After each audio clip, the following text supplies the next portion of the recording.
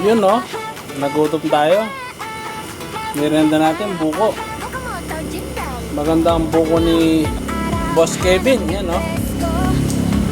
Malalaki yung ano, yung bungo. Yung balat, sakto lang. Hindi masyadong makapal. Kasi may buko, sobrang kapal yung balat, maliit yung bungo. Konti yung sabaw. Konti yung laman pag ganun. So ito, sakto lang. So ito yung kinuha natin buko sa kanya kanina. Oh. 500 pieces.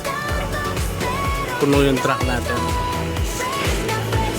Maganda. Magaling tinggalan to. Aurora.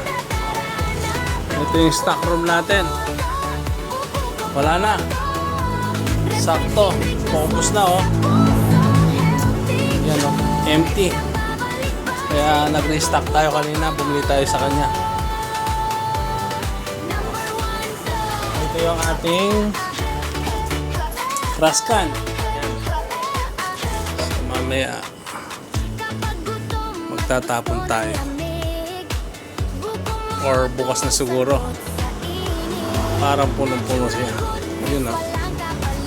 So yun lang. Happy Buko Day.